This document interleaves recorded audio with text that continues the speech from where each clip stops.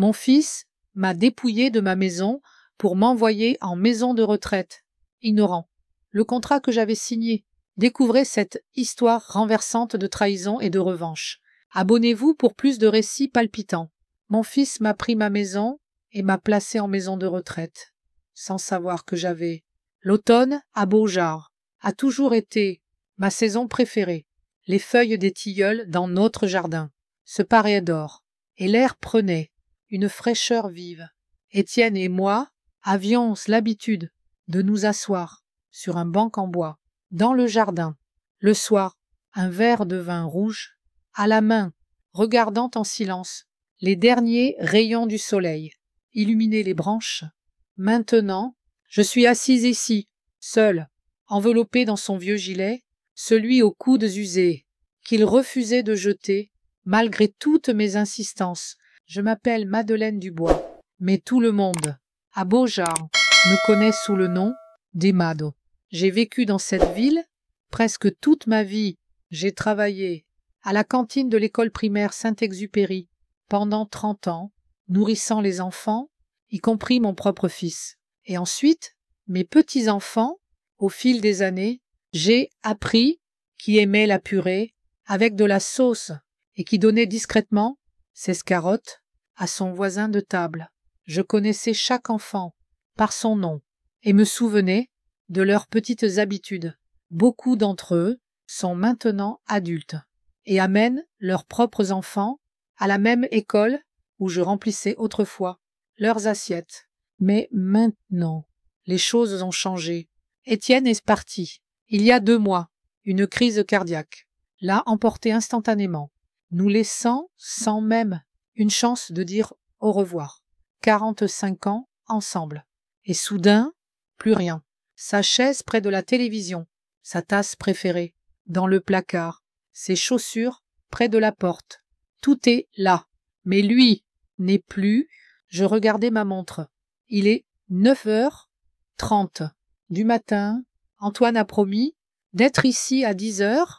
Mon fils est toujours précis, surtout quand il s'agit de ses intérêts, et aujourd'hui, son grand intérêt, c'est ma maison, la maison où Étienne et moi avons vécu toute notre vie, celle où nos 3 enfants ont grandi, bien que 2 d'entre eux, nous Dosesfil, Sophie et Claire, soient partis depuis longtemps, dans différentes régions du pays, et ne me rendent visite que pour les grandes fêtes. Seul Antoine est resté, mon fils unique, que Étienne et moi avons gâté du mieux que nous pouvions, peut-être trop. Je me lève de ma chaise, grimaçant sous la douleur, dans mes genoux. L'arthrite est ma compagne constante. Depuis quelques années, je vais à la cuisine pour préparer du thé. Je prends 2 tasses, puis, après réflexion, en reposer une. Les vieilles habitudes sont tenaces. Les souvenirs d'Étienne viennent par vagues. Le voilà, debout près de cette cuisinière, préparant son petit déjeuner dominical. Signature. Ici, il est assis à la table, corrigeant les cahiers de ses élèves.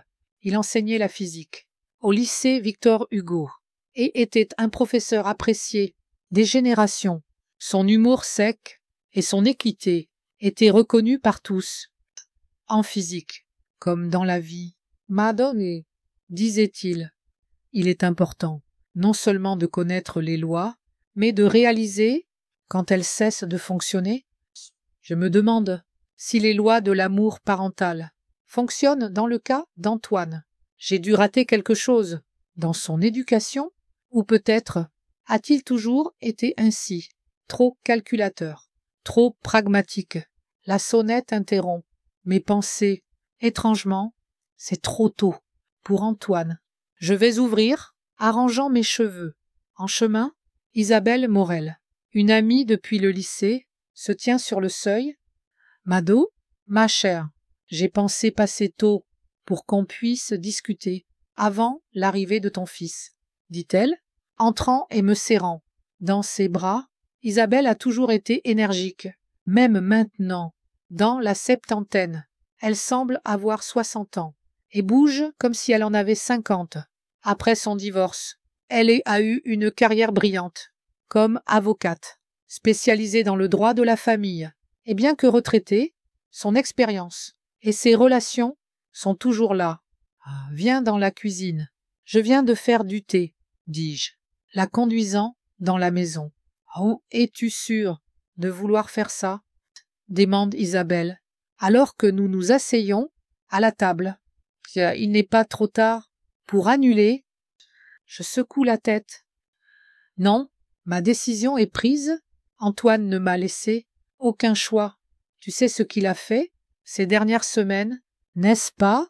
Venir ici, regarder la maison, comme s'il l'évaluait, parler à des agents immobiliers. Pendant que j'étais assise dans la pièce d'à côté, c'est comme si j'étais déjà partie. Isabelle hoche la tête, sortant une chemise, de documents, de son sac. Tout est prêt.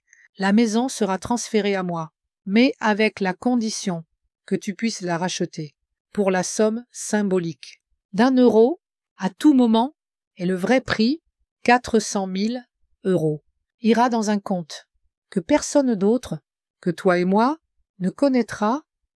Je suis gênée de t'entraîner là-dedans. Isabelle, soupiraiche. Ah, allons. Mado, dit-elle, après tout ce que tu as fait pour moi, quand Georges m'a quitté, me laissant avec 2 petits qui nous apportaient à manger chaque jour, et garder les enfants pendant que je courais aux entretiens d'embauche. Toi, alors, ne pense même pas que c'est une faveur, c'est le minimum que je puisse faire. Je souris, sentant des larmes monter à mes yeux. Isabelle et moi passons en revue les documents, et je signe, là où il faut, une dernière signature, et c'est fait légalement. La maison n'est plus à moi, et quand Antoine arrivera avec l'acte de donation qu'il va me faire signer, légalement, il sera nul et non avenu. Quand il le découvrira, il va avoir une crise, dit Isabelle, avec une satisfaction non dissimulée. Il mérite une leçon, répondis-je doucement.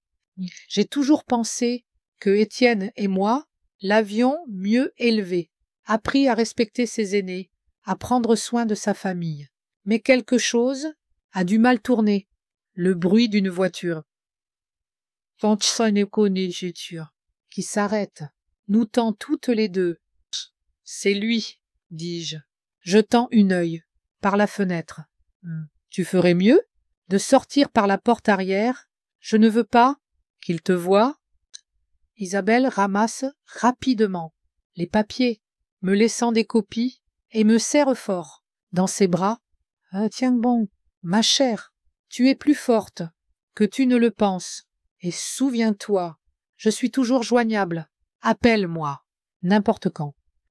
Elle part, et je prends une profonde inspiration. Me préparant pour mon fils, Antoine entre, sans frapper, comme s'il considérait déjà cette maison comme la sienne, grande, mince. Dans un costume coûteux, il a toujours l'air d'aller à une réunion importante. Maman, hoche-t-il, m'embrassant sur la joue.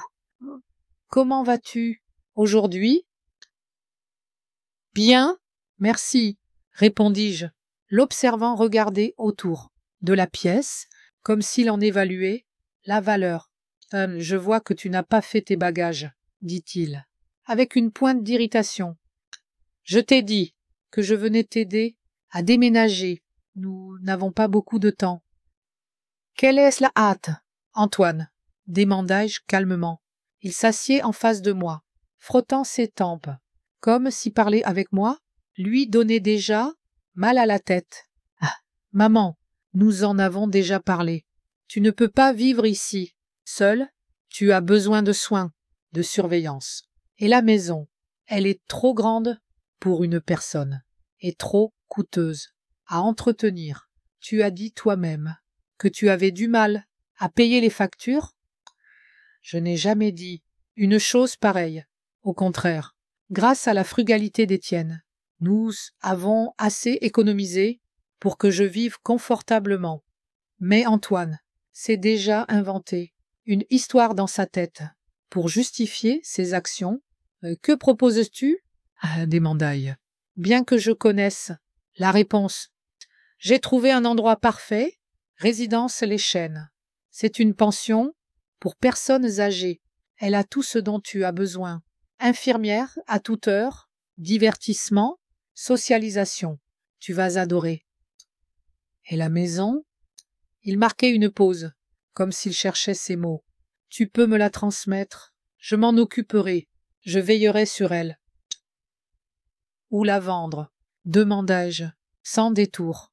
Antoine rougit légèrement, mais se ressaisit rapidement. Allons, maman, c'est notre maison familiale. C'est juste, Astrid et moi avons pensé que ce serait un bon endroit pour nous et les enfants. Tu sais, l'école de Léo et Juliette est juste à côté, et la maison est plus grande que notre appartement. J'y hoche la tête, comme si j'étais d'accord qu'il pense que je ne vois pas clair dans son jeu. J'ai préparé les documents, continue-t-il, sortant une chemise de sa mallette. C'est un simple acte de donation. Tu signes, et plus rien à craindre. La maison reste dans la famille, et tu n'as plus à t'inquiéter des factures et des réparations. Change. Je prends la chemise, en silence. Mais ne l'ouvre pas. Donne-moi un peu de temps pour faire mes bagages, dis-je. Je ne peux pas partir. Comme ça, toute ma vie est ici. Antoine regarde sa montre, une montre suisse coûteuse, un cadeau de son entreprise pour un contrat réussi. D'accord. Tu as quelques heures. Je serai de retour pour le déjeuner et nous irons. Ne traîne pas trop pour les signatures. D'accord. Plus vite ce sera fait, mieux ce sera pour tout le monde. Ils partent. Yacine, et je reste assise, dans la cuisine, serrant la chemise. Dans mes mains, une tempête d'émotions fait rage en moi. Amertume, ressentiment, déception, maille, étrangement. Il y a aussi autre chose, du soulagement. J'ai enfin vu le vrai visage de mon fils, sans masque ni prétention, et j'ai pris une décision. Pendant les 2 heures suivantes, je parcours la maison, rassemblant l'essentiel, vêtements, albums, photos, quelques livres, bijoux. Je m'arrête, devant les photos de famille, sur le mur. Voici Antoine, en dernière année de lycée, sérieux, ambitieux. Déjà à l'époque, il était clair qu'il suivrait son propre chemin, sans regarder en arrière. Voici nos filles, Sophie et son mari, en Bretagne, Claire et son partenaire, à Lyon, toutes deux loin, mais toutes deux appellent régulièrement, contrairement à Antoine, qui vit à une demi-heure. Je prends une vieille photo sur l'étagère. Étienne et moi, le jour de notre mariage. Jeunes, heureux, plein d'espoir. Que ferais-tu, Étienne? Murmuraillé, regardant son visage souriant, et j'entends presque sa réponse. La même chose que toi, Mado. Exactement la même. Ged. Antoine revient à l'heure exacte. Il entre dans la cuisine, où je suis assise avec 2 valises prêtes. Es-tu prête? Demande-t-il, jetant un œil. À mes bagages. C'est tout. Tout ce dont j'ai besoin, répondis-je. Le reste, tu peux en faire ce que tu veux. Il hochait la tête, satisfait de ma docilité. Et les papiers, as-tu signé? J'ai lui tends la chemise. Ça, c'est fait. Il vérifie rapidement les signatures, sans lire le texte, typique d'Antoine, une approche superficielle à tout ce qui ne le concerne pas directement. Super, dit-il, rangeant la chemise dans sa mallette. Alors, allons-y. J'ai déjà appelé l'administration de résidence Les Chênes. Ils t'attendent. Sans bon. Nous quittons la maison. Je m'arrête sur le seuil. Je tente un dernier regard. À ma maison, celle d'Étienne et moi. 40 ans de souvenirs. Rires d'enfants. Dîners familiaux. Soirées tranquilles ensemble. Larmes et joies. Disputes et réconciliations. Tout ce qui a fait nos vies. Maman, il faut y aller, dit Antoine, impatiente, debout, près de la voiture, Je hoche la tête, fermant la porte, et me dirigeant vers la voiture, je regarde en arrière une dernière fois. Au revoir. Maison, mais pas pour toujours. Je reviendrai? Le trajet jusqu'à résidence Les Chênes prend environ 40 minutes. Antoine conduit en silence, répondant parfois à des appels sur haut-parleur. Discussion d'affaires, chiffres, pourcentages. Je regarde par la fenêtre. Beaujard défile. La ville a changé, au fil des années, devenue plus grande, plus moderne, mais c'est toujours l'endroit où j'ai vécu toute ma vie. Résidence Les Chênes s'avère être rien de ce que j'imaginais. Ce n'est pas une pension confortable, mais plutôt une maison de retraite économique. Un bâtiment gris de 3 étages, avec de petites fenêtres, entouré d'un parc languissant. D'ailleurs, je ne vois aucun chêne. C'est ici, demanda-je. Antoine se gare devant. Oui, maman, répond-il, sans me regarder. C'est un endroit agréable, sûr et abordable. Abordable pour qui? Voudrais-je demander, mais je m'abstiens. Antoine décharge mes valises, et nous entrons dans le bâtiment. Le hall scintille le désinfectant et autre chose. De désagréable. Quelques personnes âgées sont assises dans des fauteuils. Regardant dans le vide, nous sommes accueillis par la réceptionniste, une jeune femme, au visage fatigué et au sourire forcé. Bienvenue à Résidence Les Chênes. Madame Dubois, dit-elle, en vérifiant nos identités. Mais, maman, Dubois a déjà rempli les documents nécessaires. Votre chambre est au 2e étage. Suivez-moi. Nous prenons les escaliers. L'ascenseur, comme l'explique la réceptionniste, ne fonctionne pas. Aujourd'hui, Antoine fronce le nez de frustration, mais ne dit rien. Le couloir est long, avec des portes identiques de chaque côté. Enfin, nous nous arrêtons devant l'une d'elles. Et voici votre chambre, Madame Dubois, dit la réceptionniste, ouvrant la porte. Le déjeuner est à 12h30. Le dîner à 18h. Des questions? Je secoue la tête, regardant autour de mon nouvel espace. C'est une petite chambre, avec un lit simple, une table de chevet, une armoire et un bureau. La fenêtre donne sur le parking. Voilà, maman, dit Antoine, posant les valises près du lit. Installe-toi, je passerai dans quelques jours voir comment tu vas. Il s'arrête maladroitement, à la porte, comme s'il ne savait pas quoi dire d'autre. Ne t'inquiète pas, Antoine, dis-je calmement. Je vais bien.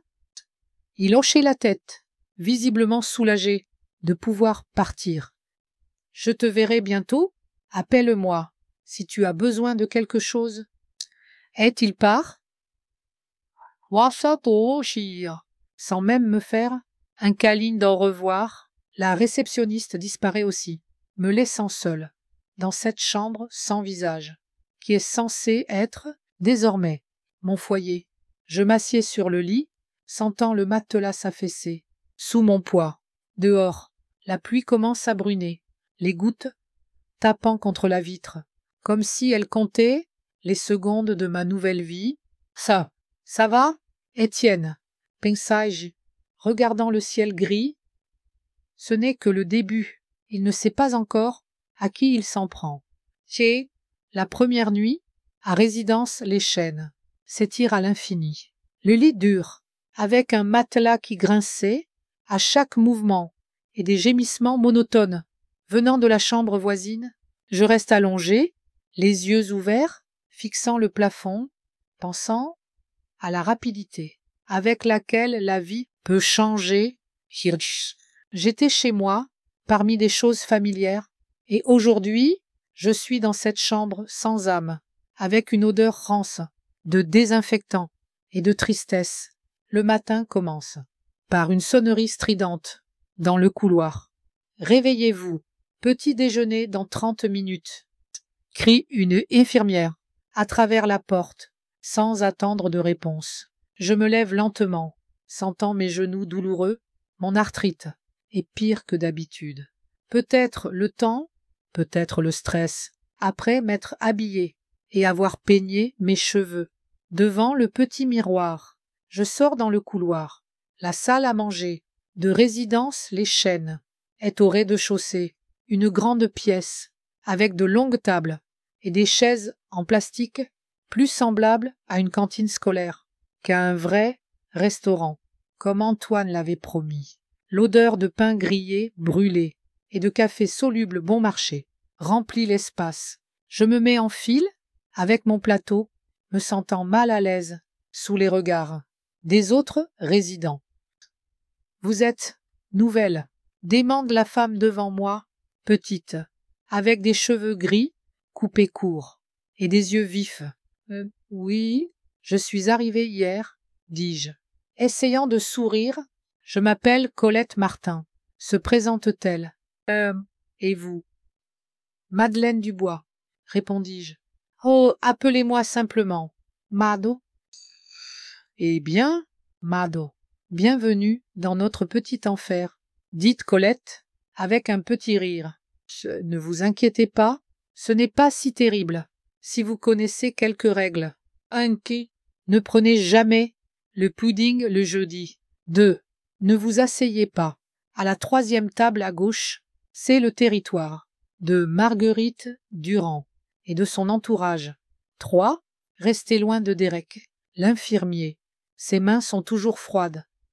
Je ris, reconnaissante pour cette femme franche. Merci pour les conseils, Colette. Je m'en souviendrai. Asseyez-vous avec moi, propose-t-elle, quand nous avons pris nos portions. Racontez-moi comment vous êtes arrivé ici. Au petit déjeuner, je rencontre non seulement Colette, mais aussi ses amis.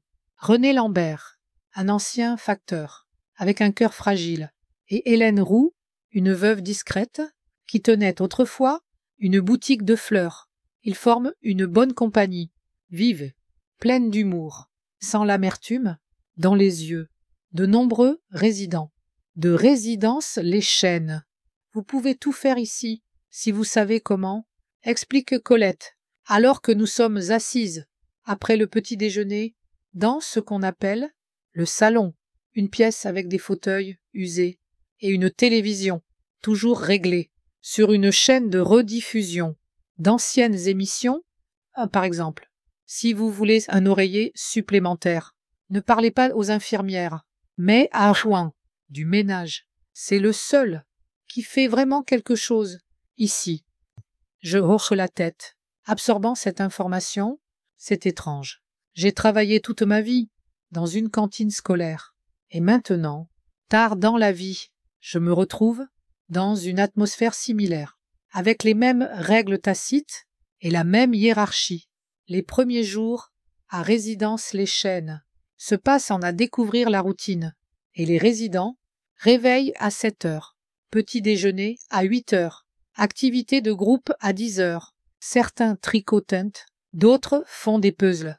Déjeuner à 12h30, temp calme. Dîner à 18 heures et coucher à 21 heures. La monotonie des jours n'est interrompue que par les visites du médecin le mardi et du prêtre le dimanche. Le personnel varie. Certaines infirmières font vraiment des efforts, malgré le manque évident de temps et de ressources. D'autres se contentent de faire leurs heures, ne nous voyant pas comme des personnes, mais comme un fardeau. Celle qui se démarque est l'infirmière en chef, Monique Lefebvre, une femme grande, au visage perpétuellement mécontent et à la voix froide. Madame Dubois, vos comprimés, dit-elle le 3e jour, me tendant un gobelet. De médicaments? Quels comprimés? M'étonnai-je. Je n'ai que de l'arthrite, et je prends des antidouleurs. Au besoin, il est écrit ici que vous êtes sous antidépresseur et somnifère, dit Monique, pointant un doigt sur une liste. Votre fils a dit que vous étiez déprimé après la mort de votre mari. Je sentis la colère bouillir en moi. Mon fils n'a aucune formation médicale et ne peut pas me diagnostiquer, dis-je, aussi calmement que possible. et je ne suis pas déprimée, je suis en deuil, ce qui est normal, après 45 ans de mariage. Monique pinça les lèvres. Comme vous voulez, Madame Dubois, mais sachez que votre fils, payé pour votre séjour ici, et si vous refusez le traitement, nous serons obligés de le lui signaler. Signalez-le, dis-je. Je n'ai aucun secret pour mon fils, bien sûr, ce ne soit pas vrai le plus grand secret. L'accord avec Isabelle restait pour l'instant bien caché. Chaque jour qui passait, la déception à Résidence les Chênes grandissait. La nourriture était fade, les divertissements primitifs, et il n'y avait aucun confort.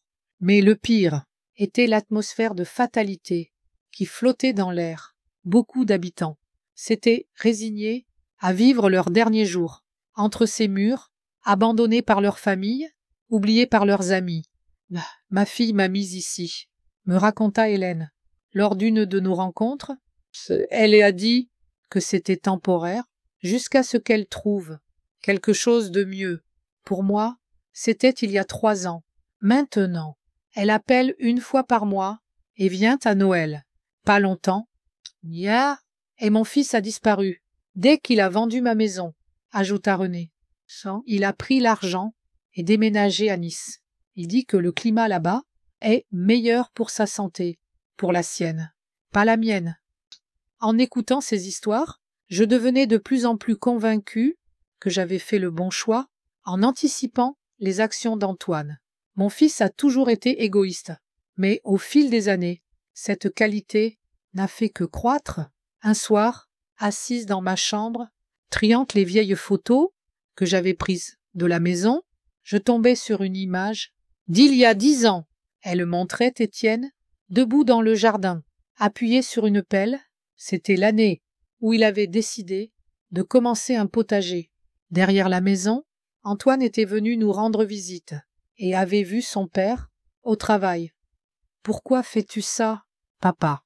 demanda-t-il, perplexe. « Tu pourrais engager un jardinier au lieu de trimer sous le soleil.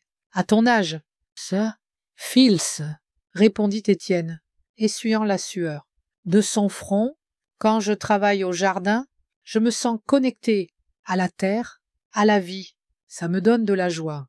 La joie ne s'achète pas, ni ne se délègue. Antoine secoua simplement la tête.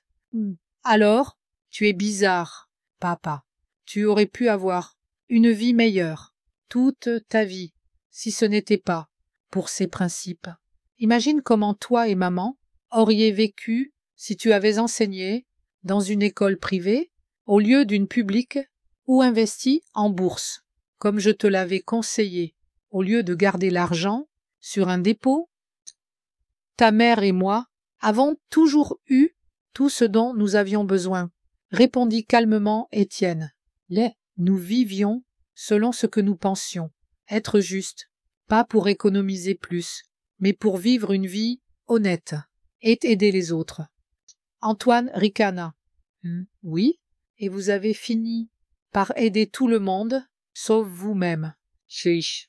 Repenser à cette conversation me laissa un goût amer. Étienne n'avait rien dit, mais ce soir-là, il me dit « Mado, j'ai peur que nous ayons échoué à transmettre à Antoine ce qu'il y a de plus important, la capacité de voir la valeur dans l'intangible. Pour lui, tout se mesure en argent et en statut. Il avait raison, et aussi douloureux que ce soit à admettre. Notre fils a grandi pour devenir un homme, étranger aux valeurs, dans lesquelles nous l'avons élevé, en 2 semaines, à Résidence les Chênes. Antoine ne m'a pas rendu visite, une seule fois. Il a appelé 2 fois, des conversations courtes, durant lesquelles il était plus distrait par quelque chose dans son bureau que par notre discussion. Les petits enfants, Léo et Juliette, sont arrivés à l'improviste. Ils se sont présentés un samedi après-midi, confus et visiblement mal à l'aise. Grand-mère, Juliette m'a serré fort, et je pouvais sentir qu'elle tremblait. « Oh, comment vas-tu ?»« Ici, N'es-tu pas seule? Je caressai sa tête, notant qu'elle avait encore teint ses cheveux, cette fois en violet. J'ai déjà des amis. Et puis, j'ai travaillé avec des gens toute ma vie. Je sais m'entendre. Léo se tenait un peu plus loin, grand et dégingandé, tellement semblable à Étienne. Dans sa jeunesse, il n'était pas aussi ouvert, avec ses sentiments, que sa sœur, mais je voyais l'inquiétude dans ses yeux. « Salut, grand-mère, dit-il, me serrant maladroitement. Nous t'avons apporté quelque chose. Il me tendit un sac, contenant des biscuits, faits maison, visiblement cuits par Juliette. Elle aimait toujours cuisiner, avec moi, des livres et une robe de chambre chaude. Nuvet?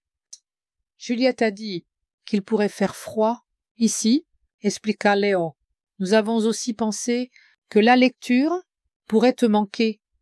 J'étais touchée par leur attention.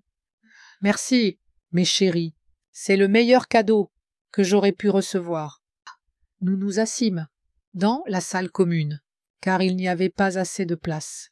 Pour 3, dans ma chambre, Juliette parlait de l'école, de ses cours d'art, de ses nouveaux amis. Léo était plus discret, mais glissait parfois des remarques sur ses projets scientifiques. Il avait clairement un talent pour la physique, comme son grand-père. « Et comment va papa ?» demandai-je prudemment, observant leur réaction. Les enfants se regardèrent, et je remarquai que Juliette se crispait. « Il est occupé ?»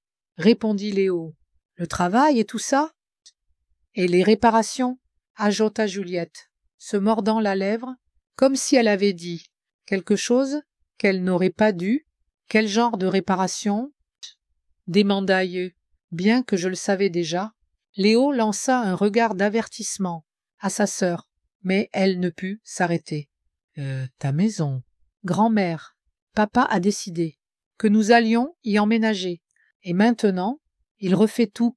Il a abattu le mur, entre la cuisine et la salle à manger, pour faire un espace ouvert, comme dans les magazines, et il veut aussi transformer votre chambre en bureau pour lui, et l'atelier de grand-père en salle de jeu, avec billard et tout ça. Je sentis mes entrailles se serrer de douleur et de colère. La maison que Étienne et moi avions passé des décennies à construire et à aménager était déjà découpée selon ses goûts par Antoine. Chaque coin était rempli de souvenirs, tout avait une histoire. Et maintenant, tout est détruit pour un espace ouvert, à la mode. Grand-mère, ça va, demanda Léo. Une cuillère, remarquant le changement sur mon visage. Je pris une profonde inspiration, me forçant à me calmer. Ce n'était pas le moment de montrer mes sentiments, pas devant les enfants. Bien sûr, mon chéri, je suis juste un peu fatiguée. Tu sais, à mon âge, on s'épuise vite. Nous pouvons partir, si tu veux te reposer, suggéra Juliette. Mais il y avait une réticence évidente dans ses yeux. Ah, pas du tout. Parlez-moi encore de l'école, de vos amis. Les nouvelles du monde extérieur me manquent tellement. Mais nous passâmes le reste de la visite à parler de leur vie, de leurs projets pour l'avenir. Léo voulait aller à l'école d'ingénieur. Juliette rêvait d'une école d'art. Ils étaient si vivants, si pleins d'espoir et de projets. En les regardant, je sentis une vague de force et de confiance. Il valait la peine de se battre pour eux. Je ne pouvais pas simplement abandonner et vivre mes jours dans cet endroit oublié. Quand il fut temps de dire au revoir, je les serrai fort, tous les deux. « Revenez, demandai-je.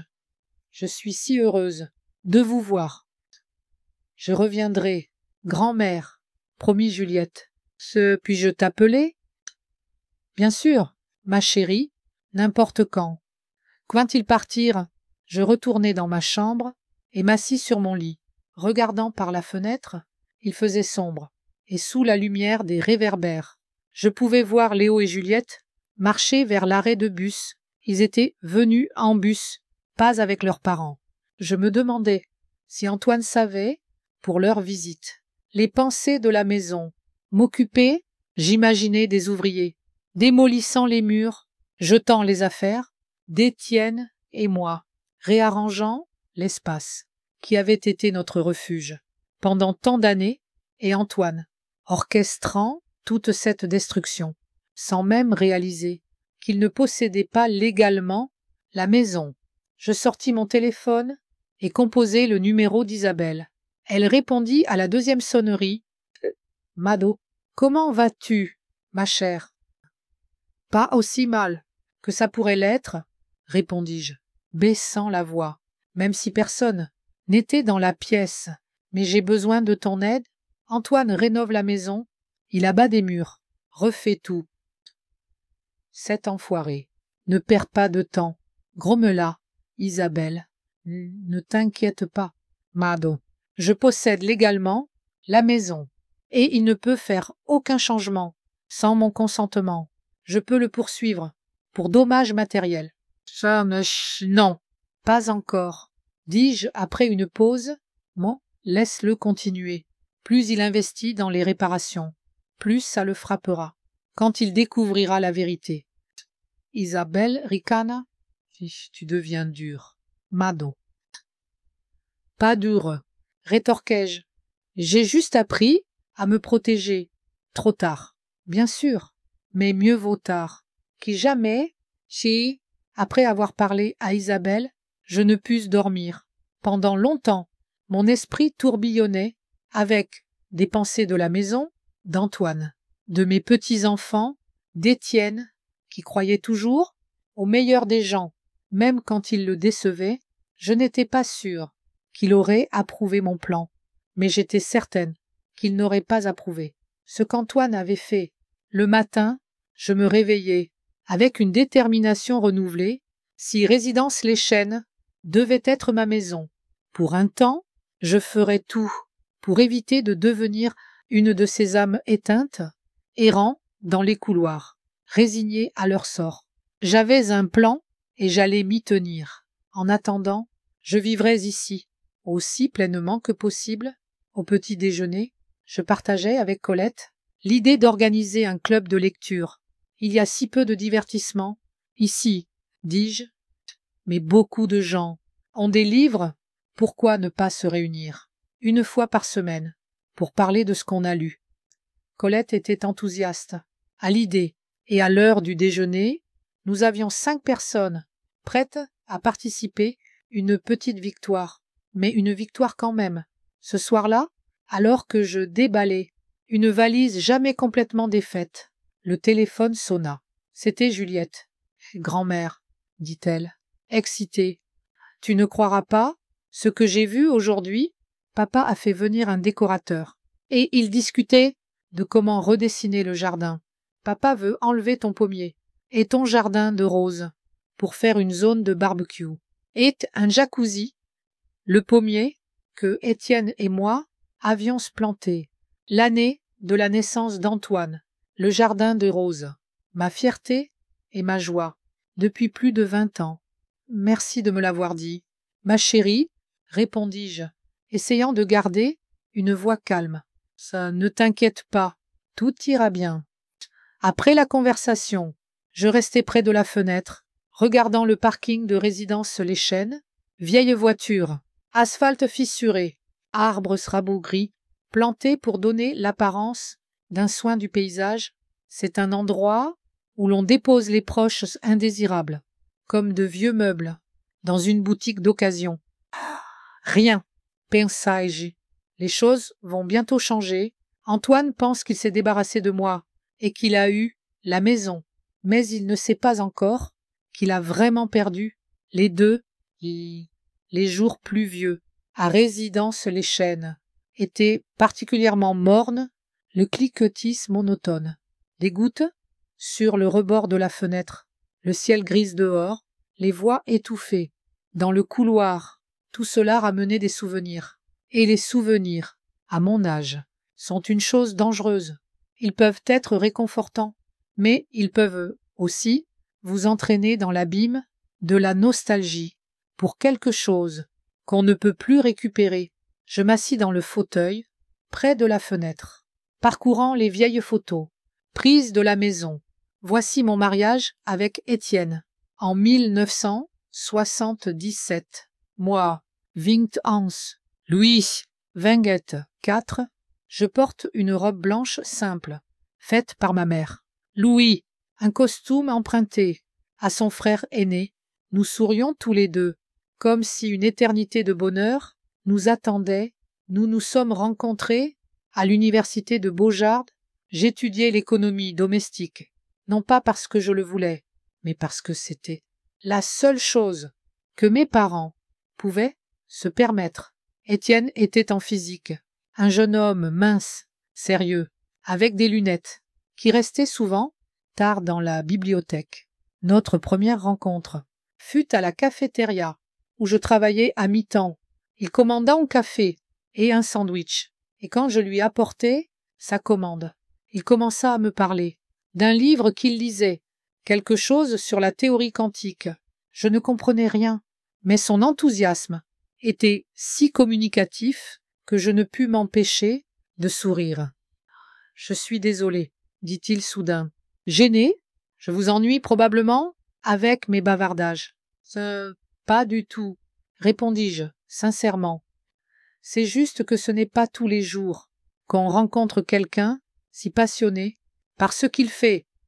Après cela, il venait chaque jour, s'asseyant toujours à la même table, commandant toujours le même sandwich, et 1 mois plus tard, il m'invita à sortir au planétarium, là, sous un ciel artificiel, parsemé d'étoiles. Il prit ma main et dit Tu sais, Mado, il y a des milliards d'étoiles, et probablement des milliards de planètes dans l'univers, mais je suis sûr qu'il n'y a personne comme toi, nous le partent. C'était la phrase la plus romantique que je l'ai jamais entendu dire. Étienne n'était pas un maître. Des belles paroles, ou des gestes spectaculaires. Il était fiable, honnête, parfois naïvement direct. Mais derrière cette simplicité se cachait une profondeur que j'ai découverte tout au long des années passées ensemble.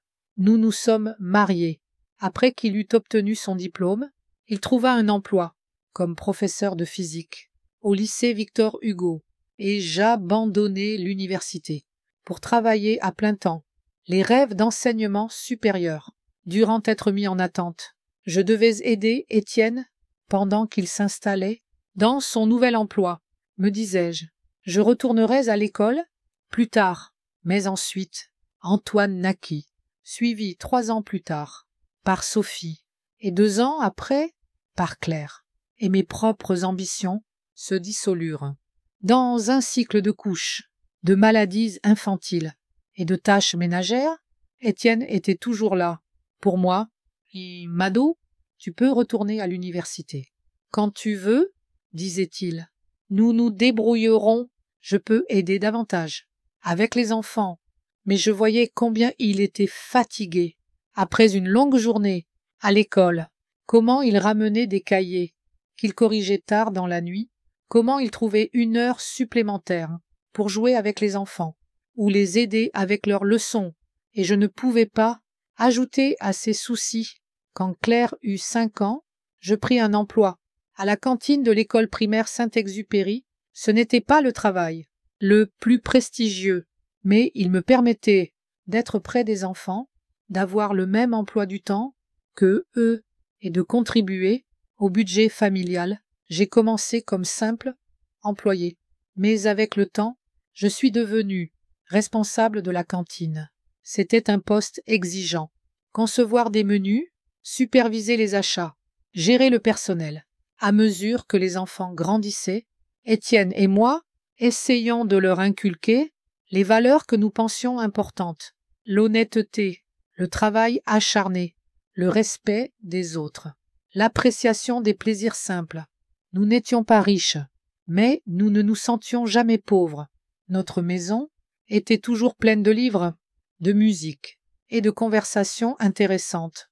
Nous avions des dîners familiaux où chacun pouvait parler de sa journée, partager ses succès ou ses problèmes. Sophie et Claire absorbaient ses leçons et le grandirent motivées, tout en étant sensibles aux besoins des autres. Sophie devint enseignante, comme son père, et Claire, travailleuse sociale. Toutes deux trouvèrent leur chemin, qui leur permettait non seulement de gagner leur vie, mais de rendre le monde un peu meilleur. Les choses étaient plus compliquées avec Antoine. Il était notre premier-né, et peut-être l'avons-nous trop gâté, ou peut-être était-ce le fait qu'il était spécial, dès l'enfance, intelligent, ambitieux, avec un fort sentiment de sa propre valeur. À l'école, il était toujours le meilleur élève, gagnant des Olympiades, dirigeant le conseil scolaire. Nous étions fiers de lui, mais parfois, je m'inquiétais de la facilité avec laquelle il utilisait les gens pour atteindre ses objectifs. « Étienne, dis-je un jour, quand Antoine avait 16 ans, ne trouves-tu pas que Antoine est un peu trop calculateur pour son âge ?» Mon mari me regarda, pensivement, par-dessus ses lunettes. « Je sais ce que tu veux dire, Mado, mais peut-être ce n'est pas si mal. Le monde change. Peut-être que des gens comme lui sont mieux adaptés aux nouvelles réalités. Mais ne devrions-nous pas lui apprendre qu'il y a des choses plus importantes que le succès matériel, comme prendre soin des autres, respecter ses principes? Nous le faisons, Mado, chaque jour, par l'exemple, mais en fin de compte, chacun fait ses propres choix. Sam. Et Antoine fit les siens après l'université. Il commença une carrière dans la banque.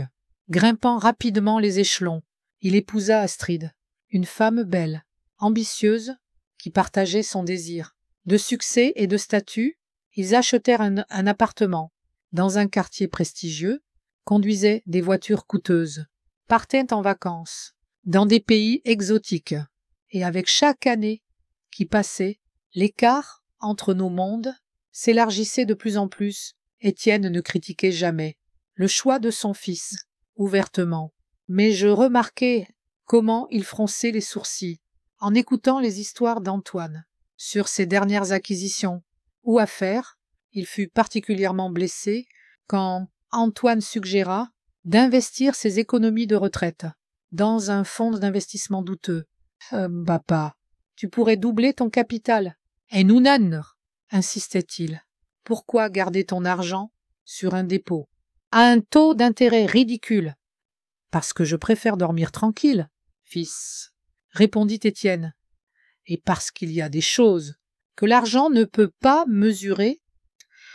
Comme quoi?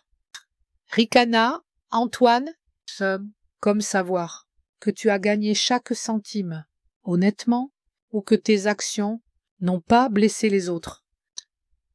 Antoine leva les yeux au ciel, comme il le faisait enfant, quand il pensait que ses parents parlaient de platitudes.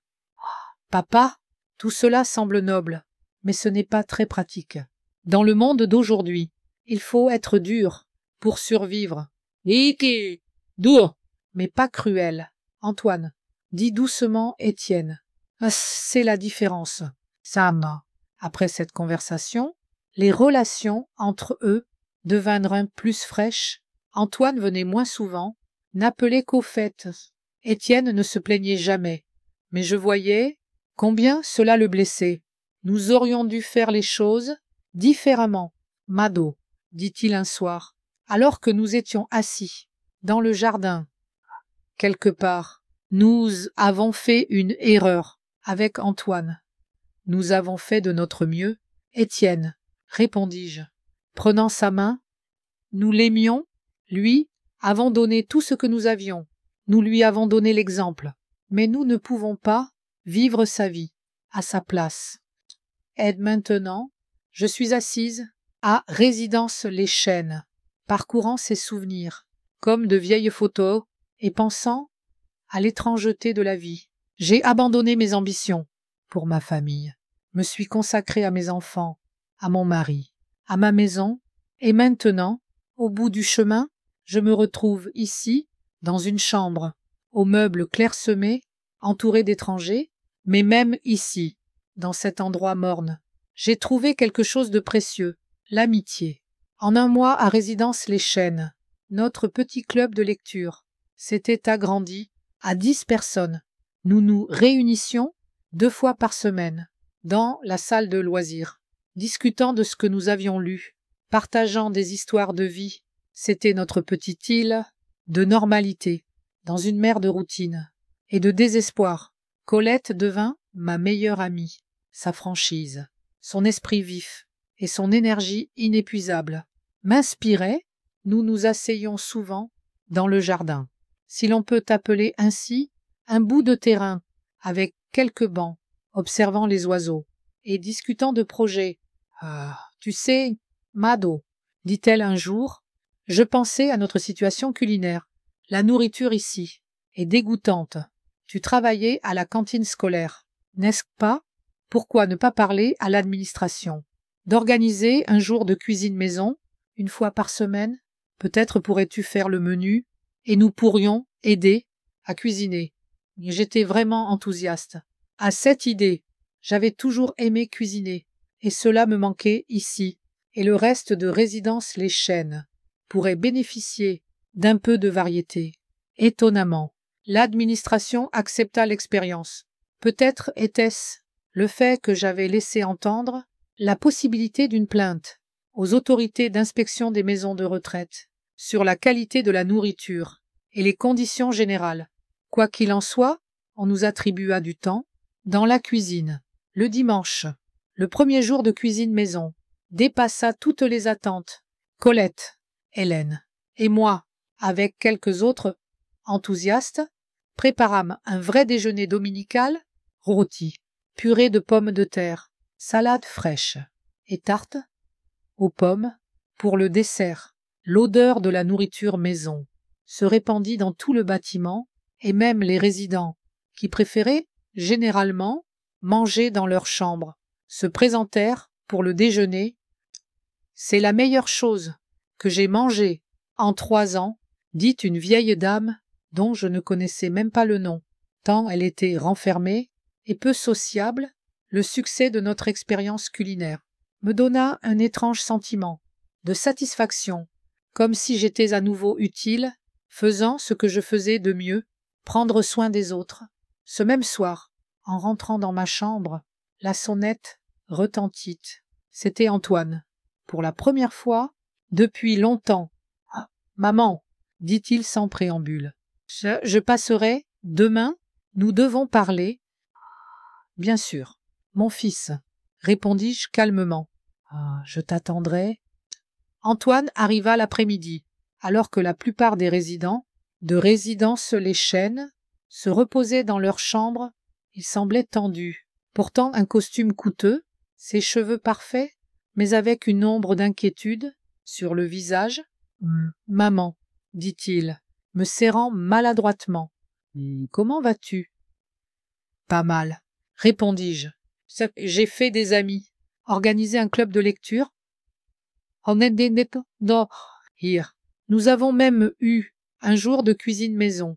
J'ai cuisiné, comme autrefois. » Antoine hocha la tête, mais je voyais qu'il n'était pas particulièrement intéressé par mes nouvelles. « Ah, c'est bien que tu te sois adapté. » Oui, Astrid et moi étions inquiets.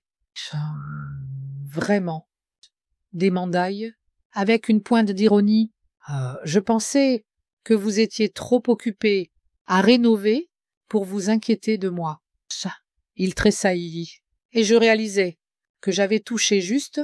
« C'est pour ça que tu es là pour me parler de l'avancement de ma maison. »« Notre maison, maman, me corrigea-t-il, tu as signé l'acte de donation.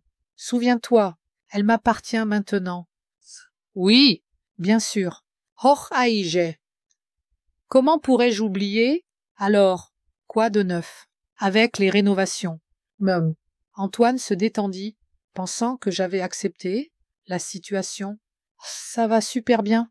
Nous avons complètement refait le rez-de-chaussée, enlevé le mur entre la cuisine et la salle à manger, comme tu l'as probablement entendu, des enfants. Nous avons remplacé toute la plomberie installer de nouveaux appareils de cuisine.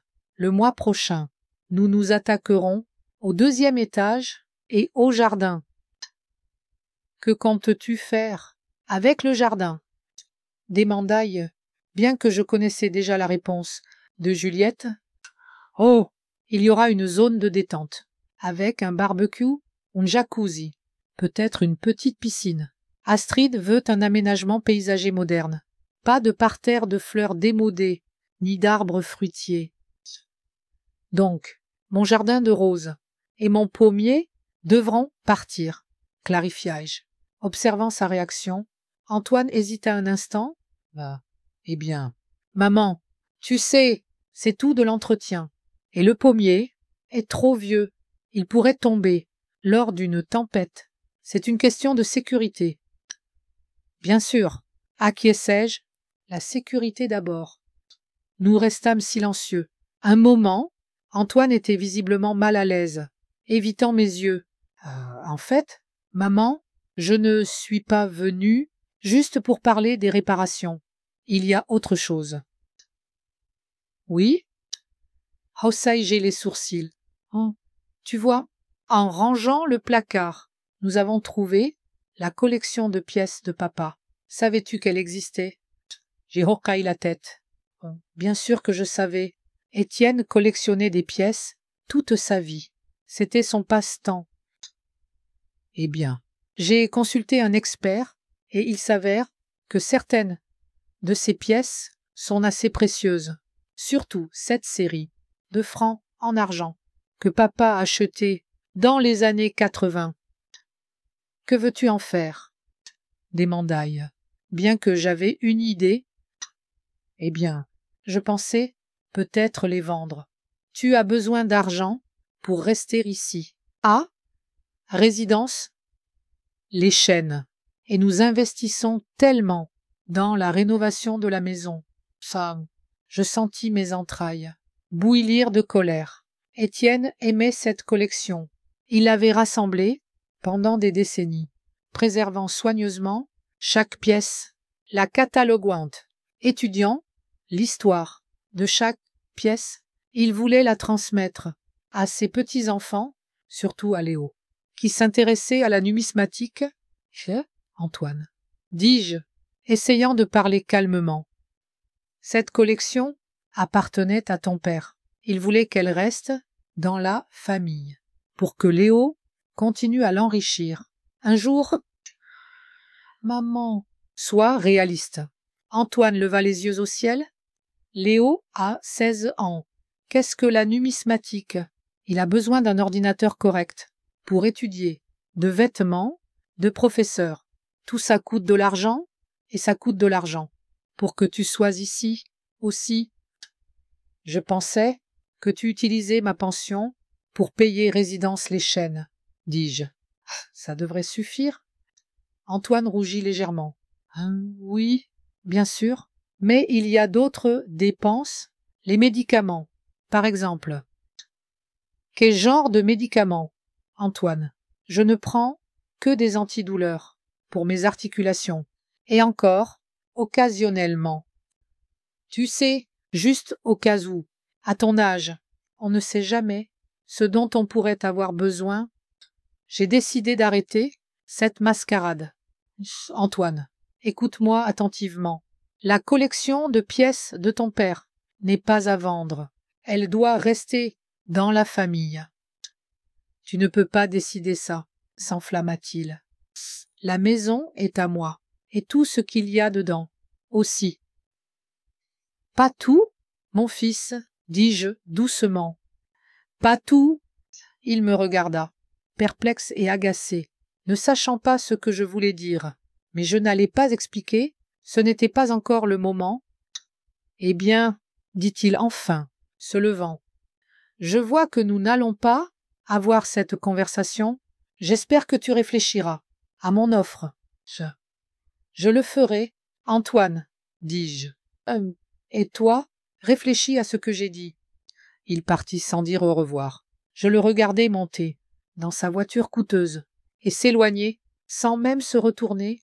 Ce soir-là, j'appelai Isabelle Comment vont les choses? Demandaille, après un échange de salutations. Tout se passe selon le plan, répondit-elle. J'ai déjà préparé les documents. Dès que tu me le diras, nous commencerons le processus. Je pense qu'il est temps, dis-je, me souvenant de ma conversation avec Antoine. Il a déjà pris la collection de pièces d'Étienne. Qui sait ce qui arrivera ensuite? Es-tu sûr? Demanda Isabelle.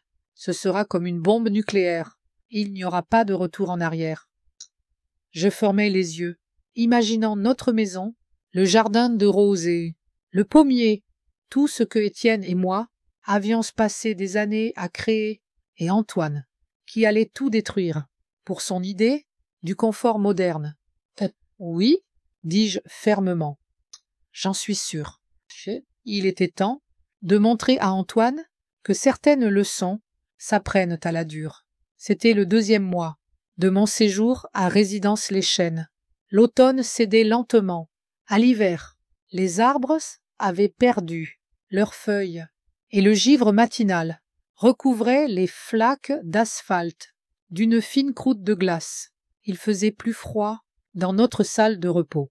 Le chauffage fonctionnait mal et beaucoup d'entre nous restaient enveloppés dans des plaids et des gilets. Je me réveillais ce matin-là avec le sentiment que quelque chose allait arriver. Je ne sais pas d'où venait ce sentiment. Peut-être d'un rêve que je ne me souvenais pas ou d'un changement insaisissable dans l'atmosphère. Mais il ne me quittait pas alors que je me lavais, m'habillais et allais prendre le petit déjeuner. Colette remarqua mon humeur. Dès que je m'assis à notre table habituelle. Et qu'est-ce qui ne va pas? Mado. Demanda-t-elle, glissant une tasse de thé. Vers moi? Ah, tu as l'air d'attendre une visite de l'inspecteur des impôts. Je souris faiblement. Ah, je ne sais pas. Juste un pressentiment. Bon ou mauvais?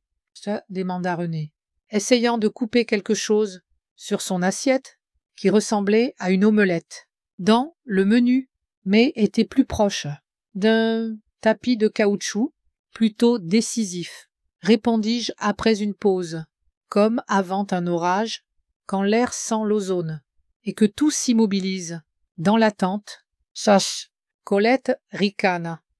Tu es tout à fait poète, mon ami, fais-moi signe, si tu as un problème, et René et moi serons là pour toi. J'y hochai la tête, reconnaissante. Pendant ce temps, Colette et René étaient devenus plus que des voisins.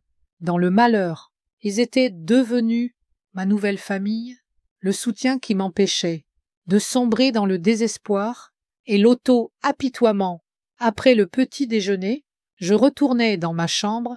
Aucune activité n'était prévue. Aujourd'hui, juste une journée, comme toutes les autres, à Résidence Les Chênes. J'allais commencer à lire le nouveau livre que Juliette avait apporté lors de sa dernière visite. Quand le téléphone sonna, « Mado, c'est Isabelle, la voix de mon ami, semblait excitée. Antoine vient de recevoir l'avis du tribunal. Les papiers lui ont été remis. En personne. Au bureau, peux-tu croire ça? Devant tous ses collègues, je sentis mon pouls s'accélérer. Comment a-t-il réagi?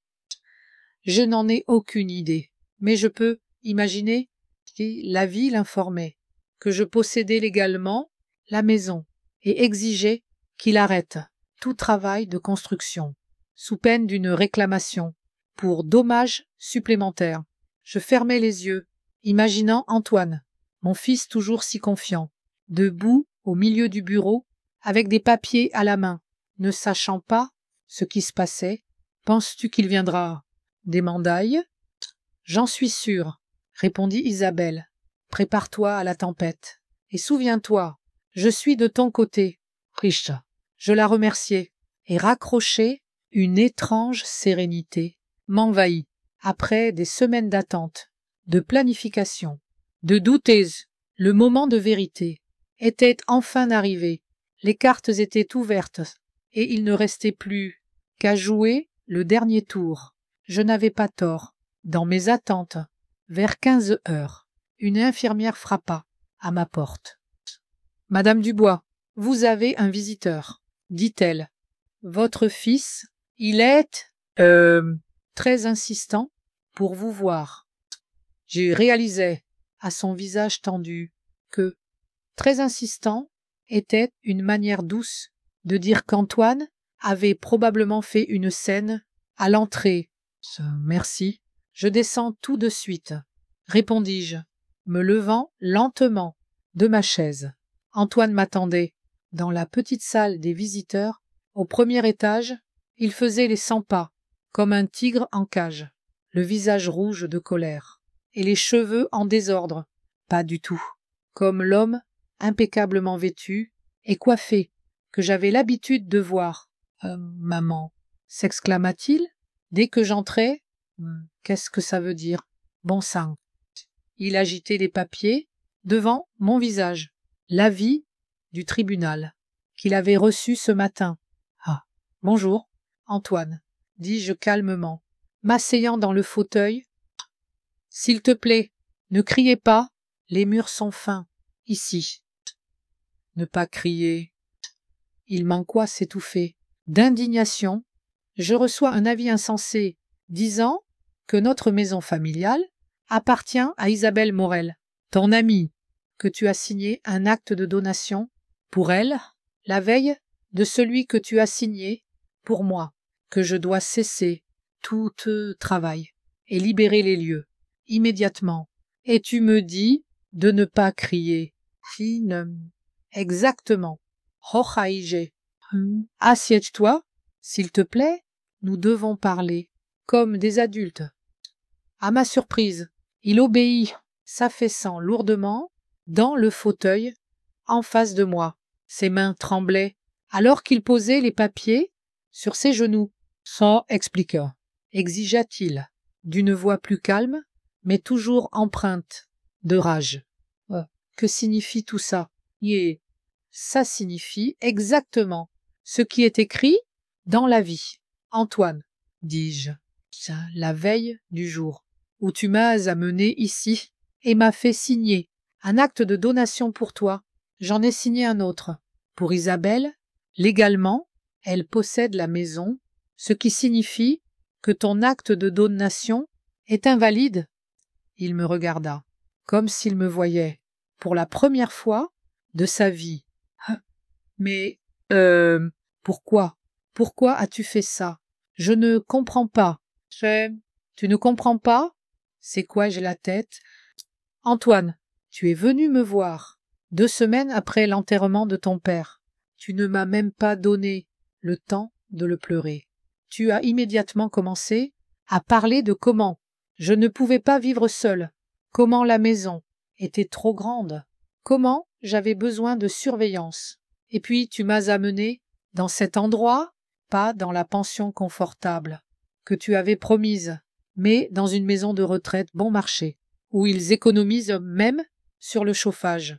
Tu as pris ma maison, mon indépendance, ma dignité, et tu pensais que je l'accepterais, simplement. Antoine pâlit. Je l'ai fait, pour ton bien. Tu ne peux pas vivre seul, dans une maison si grande. Tu as besoin de soins? Non. Antoine, l'interrompis-je. Tu l'as fait pour toi, pour ton confort, pour ton compte bancaire. La maison, à Beaujard, vaut beaucoup d'argent, surtout après les rénovations que tu as faites. Et moi, je suis devenu un fardeau que tu as décidé d'éliminer de la manière la plus simple. Biiki. Ce n'est pas vrai, s'exclama-t-il, mais il y avait une lueur de culpabilité dans ses yeux. Je me soucie de toi. Je payais pour cet endroit avec mon argent. Antoine, le corrigeai-je doucement, ma pension et les économies que ton père et moi avons misées de côté. Toute notre vie, tu n'as pas dépensé un centimètre de ta poche. Il resta silencieux, incapable de trouver des mots pour me contredire. Bon, mais ce n'est pas tout, continuai-je. Je dois te dire que la maison n'a pas seulement été transférée à Isabelle, elle lui a été vendue pour sa valeur marchande, 400 000 euros. Cet argent est maintenant sur un compte que seule elle et moi connaissons. Les yeux d'Antoine s'élargirent de choc. Quoi? Mais c'est mon héritage. Tu n'avais pas le droit. Si. J'avais le droit, Antoine. La maison appartenait à moi et à ton père. Après sa mort, elle m'appartenait et j'avais tous les droits de l'utiliser comme je l'entendais. Mais la famille, les traditions, il semblait vraiment confus, comme si tout son monde s'effondrait sous ses yeux. De quelle tradition parles-tu? Demandai-je amèrement. La tradition de respecter ses aînés, de prendre soin de ses parents, de valoriser les héritages familiaux, comme la collection de pièces de ton père, que tu allais vendre. Antoine bassa la tête. Que se passe-t-il maintenant? Demanda-t-il, après une longue pause. Est-ce que qu'Isabelle va nous expulser? Nous avons déjà dépensé tellement d'argent pour les réparations. Ça dépend de toi, répondis-je. Isabelle agit selon mes instructions. Je peux lui demander de vous donner du temps pour trouver un nouveau logement où nous pouvons discuter des conditions d'un bail. Si vous voulez rester à bail. Il me regarda, incrédule. Tu veux que je paye un loyer pour une maison qui était censée être à moi? C'est juste, non, remarquai-je.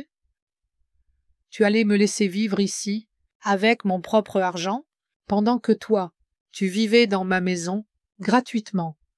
Antoine se leva d'un bond, s'énervant à nouveau. Je ne l'accepterai pas. Je contesterai cet accord. Injustice. Tu étais en deuil. Hors de toi. Tu peux essayer, dis-je calmement.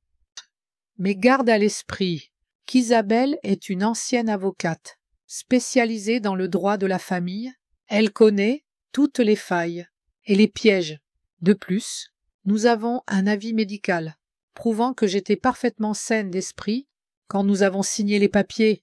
Nous avions anticipé cette réaction, Antoine. Il resta là, serrant et desserrant les poings, comme s'il ne savait pas où mettre sa rage. Que va dire Astrid? Demandai-je soudain. Et les enfants sont-ils déjà au courant? Il devint encore plus pâle. Non, je veux dire, j'ai appelé Astrid quand j'ai reçu l'avis, mais je n'ai pas donné de détails. J'ai dit qu'il y avait une erreur avec l'acte de propriété. Une erreur. Haussai-je en sourcil. Non, Antoine, ce n'est pas une erreur, c'est une conséquence de tes propres actions. Nous cessâmes de parler, dehors. La pluie tombait légèrement, les gouttes tapant contre la vitre, offrant une musique de fond. À notre drame. Je dois y aller, dit enfin Antoine, se levant. Je dois parler à Astrid. Et décider quoi faire. Ensuite, bien sûr, hors aige. Souviens-toi juste que tu n'as pas beaucoup de temps. Légalement, tu dois libérer la maison dans les 30 jours, sauf accord contraire. Il me regarda, avec un mélange de colère et d'incrédulité. Je ne te reconnais pas. Maman, tu n'as jamais été si dure. Les gens changent, Antoine, répondis-je, surtout quand ils doivent se défendre. Il partit sans dire au revoir, me laissant seul dans la salle des visiteurs. Je restai là longtemps, regardant par la fenêtre. La pluie est fine, ressentant un étrange mélange d'émotions.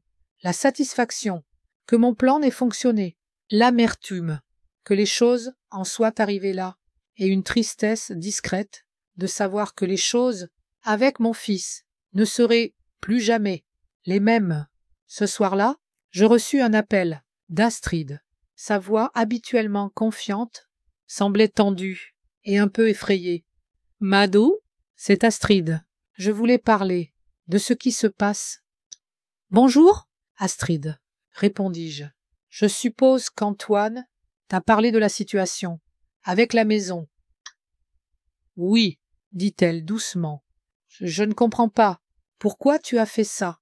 Nous sommes une famille. Nous voulions ce qu'il y avait de mieux pour nous. Vraiment, demandai-je doucement. Et que vous ne m'avez même pas demandé ce que je voulais, vous avez tout décidé pour moi. Où je devais vivre, comment je devais vivre. Vous avez pris ma maison, mes affaires, mes souvenirs, et tu appelles ça ce qu'il y a de mieux. Mais Antoine a dit que tu étais d'accord pour, commença-t-elle, incertaine, parce que je n'avais pas le choix, Astrid, ou du moins, c'est ce qu'Antoine pensait, mais j'ai toujours appris à mes enfants qu'il y a toujours des choix, et j'ai fait le mien. Franz, les enfants sont très bouleversés, dit-elle après une pause, surtout Juliette. Elle a pleuré quand elle a appris que nous devions déménager. J'ai ressenti une pointe de culpabilité. Juliette avait toujours été une enfant sensible, et l'idée de l'avoir blessée était désagréable. Et je suis désolée pour ce qui s'est passé, dis-je sincèrement. Mais vous n'avez pas à déménager tout de suite. Nous pouvons discuter des conditions sous lesquelles vous pourriez rester, comme un bail à prix raisonnable. Antoine n'acceptera jamais ça, soupira Astrid. Il est très fier et très en colère. En ce moment, je sais, répondis-je. Mais parfois, nous devons ravaler notre fierté pour le bien de la famille. C'était une de ces leçons qu'Antoine n'avait jamais semblé apprendre. Après avoir parlé à Astrid, j'appelai Isabelle pour lui raconter ma rencontre avec Antoine. Comme je le soupçonnais, il est furieux, dis-je. Il menace de poursuivre pour contester l'accord. Qu'il essaye, fredonna Isabelle. Les documents sont parfaits. D'ailleurs, il y a autre chose que tu devrais savoir. Mon ami à la banque m'a dit qu'Antoine avait déjà utilisé la maison comme garantie pour un prêt de rénovation. Il a déposé un acte de propriété, mais c'est de la fraude. Hésitai-je. Oui, exactement. Fournir de fausses informations pour obtenir un prêt est une infraction grave. La banque a déjà lancé une enquête interne. J'ai fermé les yeux, sentant mes entrailles se serrer. Je voulais donner une leçon à Antoine, lui montrer les conséquences de son égoïsme, mais je ne voulais pas ruiner sa vie. Que se passe-t-il maintenant? Des mandailles, ça dépend de la banque, répondit Isabelle.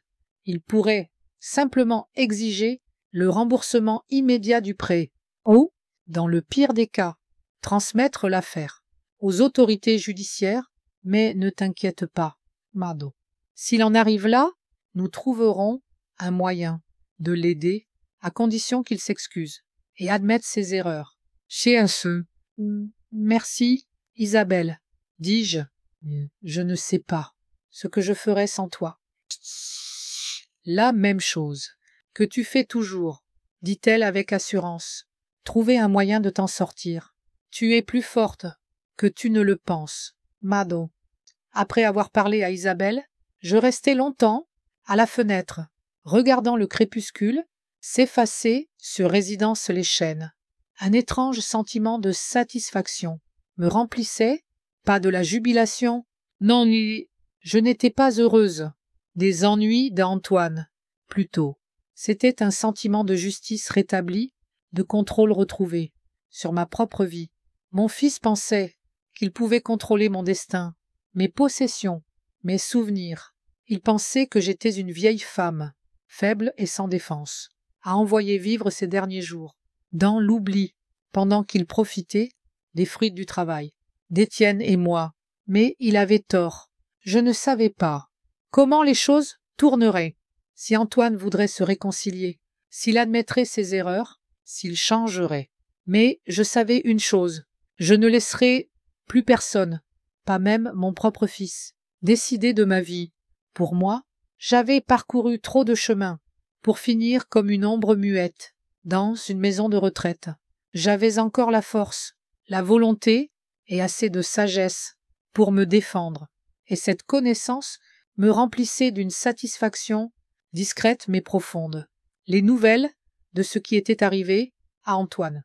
Après notre confrontation, me parvinrent par morceaux, comme les pièces d'une mosaïque. Se rassemblant progressivement, Juliette appela en premier, sa voix tremblante, d'un mélange d'émotions. Grand-mère, quelque chose de terrible se passe à la maison. Papa crie toujours. Au téléphone, maman pleurait. Il pense à ce que je n'entends pas, mais les murs sont fins. J'ai ressenti une pointe de culpabilité, que mes petits-enfants soient mêlés à cette situation. Mais je me rappelais que je n'avais pas déclenché cette guerre. Que se passe-t-il? Ma chérie? Demandai-je doucement. Papa reçoit des appels. De la banque. Quelque chose à propos d'un prêt et de fausses informations. Et hier, des gens sont venus avec des documents. Papa s'est enfermé dans son bureau et n'est pas sorti. Jusqu'à ce matin, Melchior, j'eus les détails. Dit Isabelle. La banque, où Antoine avait contracté le prêt contre la maison, avait lancé une enquête interne, découvrant qu'il avait fourni de fausses informations sur la propriété. Ils exigèrent non seulement le remboursement immédiat du prêt, mais informèrent également la direction de la banque, où ils travaillaient. C'est sérieux, Mado, dit Isabelle. Pour quelqu'un travaillant dans la finance, une condamnation pour fraude peut signifier la fin d'une carrière. Je ne me sentais pas heureuse des ennuis d'Antoine, mais je n'avais pas pitié de lui non plus.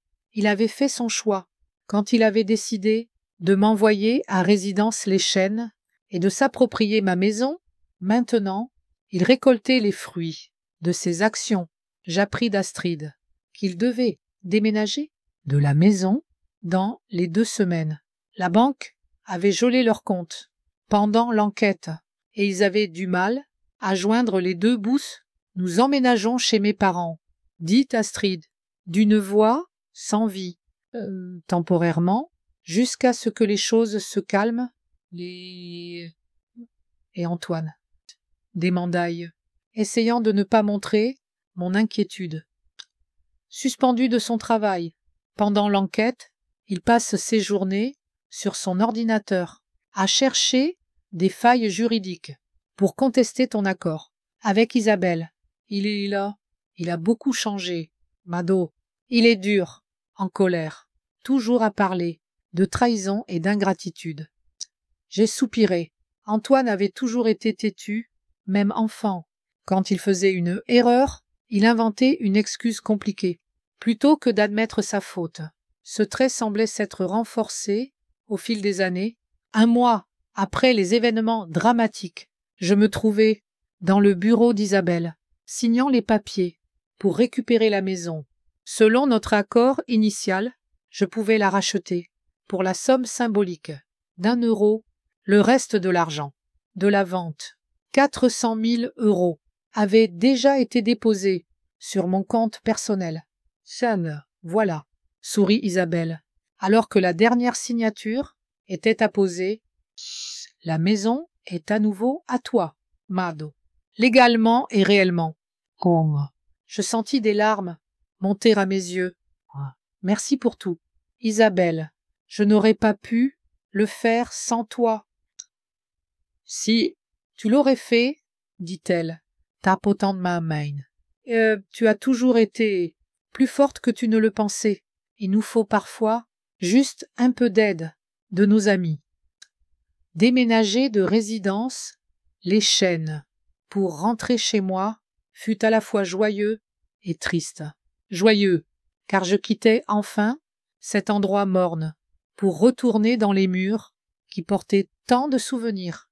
Triste, car je me séparais de personnes devenues proches au fil des mois. Ne nous oublie pas, et dit Colette, sévèrement, en me serrant dans ses bras, pour l'au revoir. Pas longtemps, bien sûr, mais pour une heure. Pour le thé et les potins, je le ferai, promis-je, serrant sa main sèche. Et venez chez moi, nous aurons un vrai dîner, pas comme la soupe ici. René, habituellement réservé, était aussi ému. Prends soin de toi, Mado, dit-il, me tapotant maladroitement l'épaule. Et sache que tu as donné à beaucoup de gens ici de l'espoir. Montrer qu'à notre âge, on peut se battre. Et gagner, somme, le jour de mon départ. Presque tous les résidents, ceux qui pouvaient marcher, seuls ou avec des déambulateurs et des cannes, se rassemblèrent à l'entrée de résidence Les Chênes. Ils me firent signe, alors que le taxi m'éloignait de cet endroit, devenu le dernier repos. Pour beaucoup, la maison m'accueillit, avec silence et vide. Antoine et sa famille avaient déjà déménagé, laissant derrière eux des traces de leur départ précipité, objets oubliés, boîtes vides, déchets, les rénovations qu'ils avaient commencées, restées inachevées, murs cassés, sol découvert, câblage exposé. Le spectacle était déprimant. Mais le pire était que beaucoup de choses que je chérissais avaient disparu. La collection de pièces d'Étienne, les albums photos, ses vieux cahiers, mes recettes de cuisine, transmises dans la famille. Antoine avait dû tout emporter, soit par vengeance, soit comme sa propriété légitime. Je me tenais au milieu du salon dévasté, ressentant fatigue et frustration. Avais-je vraiment retrouvé ma maison pour la trouver en ruine? La sonnette retentit, interrompant mes sombres pensées.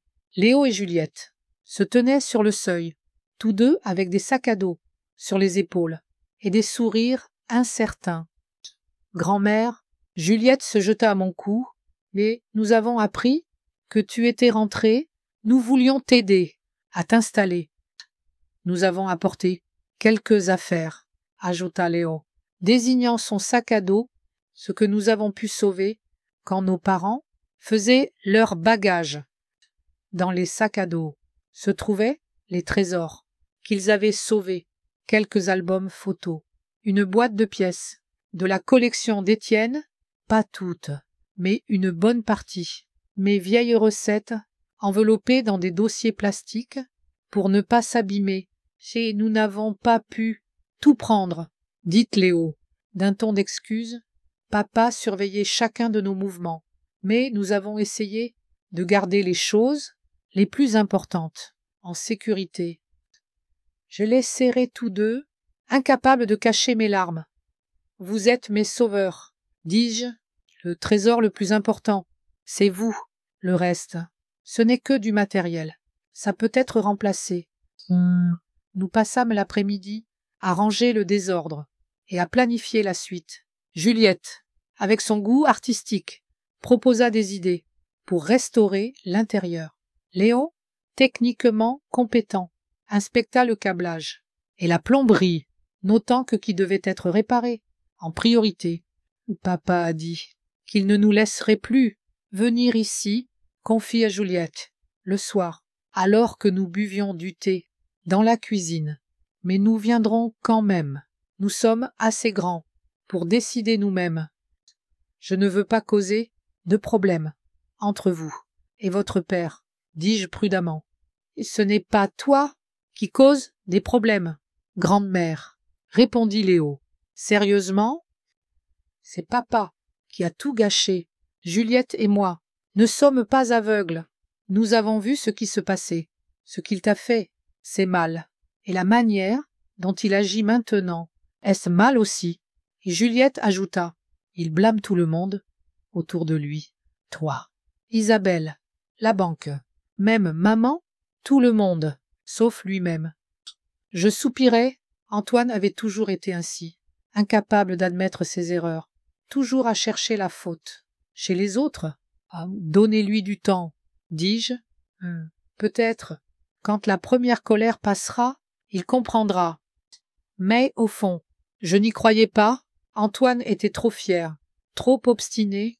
Il était plus facile pour lui de continuer à se voir comme une victime que d'admettre sa culpabilité. Dans les semaines qui suivirent, la maison revint lentement à la vie. Avec l'aide d'Isabelle, je trouvai un bon entrepreneur pour terminer les rénovations, réparant tout ce qu'Antoine avait détruit, le jardinier restauré, le jardin de rosée partiellement démoli. Heureusement, Il n'avait pas eu le temps de couper le vieux pommier. Il se tenait toujours dans un coin du jardin, se préparant à son hibernation hivernale. Léo et Juliette venaient chaque week-end, aidant avec les réparations, ou simplement passant du temps avec moi. Parfois, ils restaient dormir. Et alors, la maison se remplissait à nouveau de rires et de conversations.